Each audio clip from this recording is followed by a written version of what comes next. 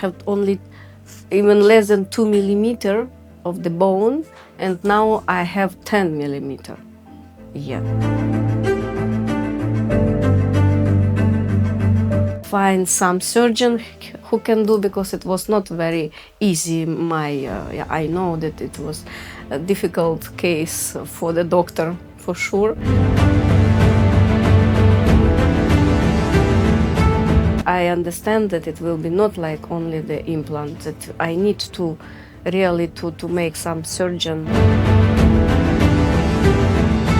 My implants in place, my crown very good.